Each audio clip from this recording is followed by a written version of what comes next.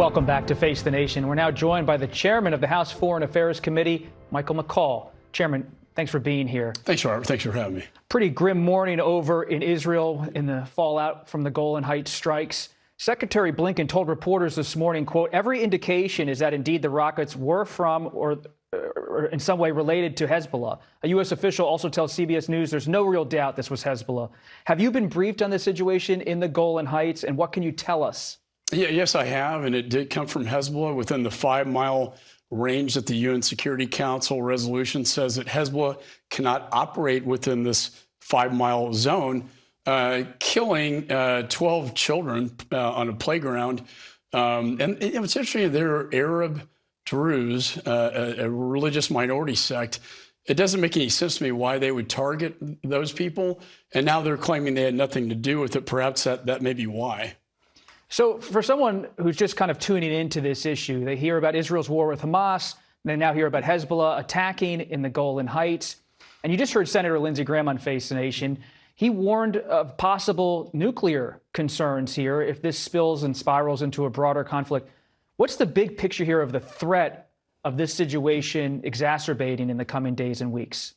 Well, we don't want escalation, for sure. I think it's important to note that Hezbollah, Hamas, Houthi rebels were all proxies of Iran. They're sort of like the tentacles of the head of the snake, if you will. And so they don't operate without Iran's consent. And so what I think is happening, to be honest with you, as they debate the ceasefire, Iran doesn't want normalization. And that is the process with Saudi Arabia and Israel that they were entering into prior to October the 7th. This is a very important point.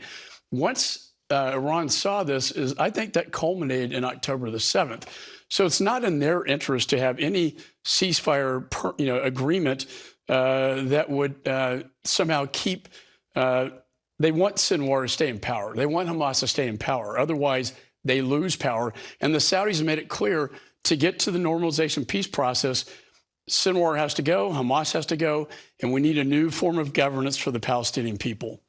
The Israeli Prime Minister Benjamin Netanyahu in the United States in this past week.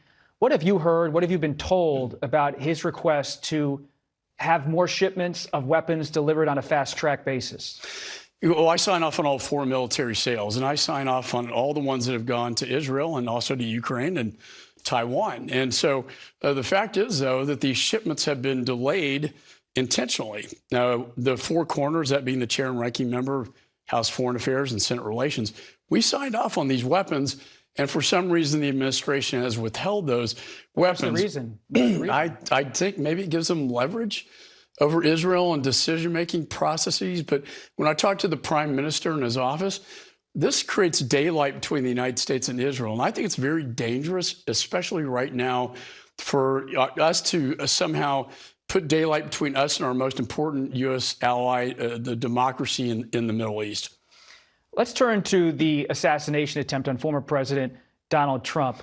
What is the role going to be you have going forward in a possible task force to investigate this assassination attempt? Have you spoken with Speaker Johnson about having some kind of role? Because not only you focus on foreign policy, but also on homeland security. What do you want to do, and what should happen now?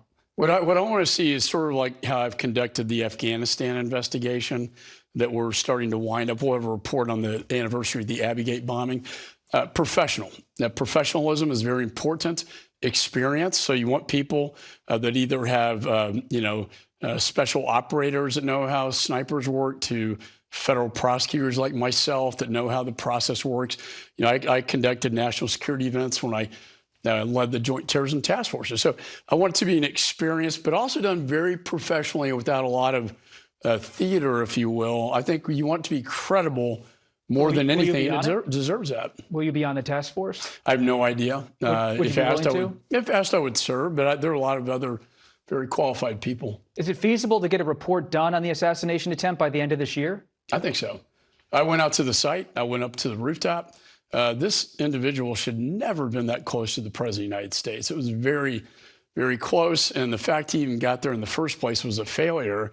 It should have been stopped. What's interesting, Robert, is that he had a detonation device on him and 2 bombs in the car. What his plan was to assassinate the president, create a diversion by blowing up his vehicle on the other side of the property, and then he could escape.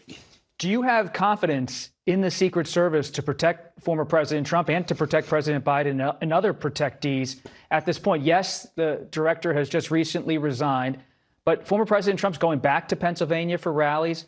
The Secret Service is still with him. Do you have confidence in the Secret Service at this time? You know, I chaired Homeland for 3 terms, and I have faith and confidence in them. I didn't have confidence in their leadership, and I'm glad that Director Cheadle did the right thing and resigned, like President Reagan's director of Secret Service did. Anytime you have an attempted assassination, that is a failure, and she said that herself. I think the agents are good. I think the problem is, you know, the president is under a lot of threats, obviously, and one from Iran as well. They asked for additional agents. They were not given that. So it was a should leadership. Congress step in your view, and provide more resources, more agents? Is there a congressional role in addressing the Secret Service issue? Be happy to do that, but I think for the most part, they have the resources. It's just on this particular event and the Trump campaign itself, they were derelict in their responsibilities. When you look at foreign policy, you also have issues with the border. What's your assessment of where things stand with U.S. border policy and the national security threats there, especially with this mounting number of arrests at the border in recent weeks? Well, in addition to the aggravated felons and the fentanyls, and I can go on and on about that, what I worry most about, Robert, is, look, you had the fall of Afghanistan. Thousands of ISIS-K came out of those prisons of Bagram, end up in a region called the Khorasan region, which is Pakistan, Afghanistan, Tajikistan. They make their way over. They come through Mexico, and they enter into the United States, ISIS. When I chaired Homeland, we worried about this, but we never actually saw it. Now we have ISIS in the homeland. Fortunately, the FBI has detained the 8 individuals, but the question is how many more are here? Chairman McCaul of Texas, thank you for stopping by Face the Nation. We always appreciate your time. Thank you, Robert. Thank you, and we will be right back.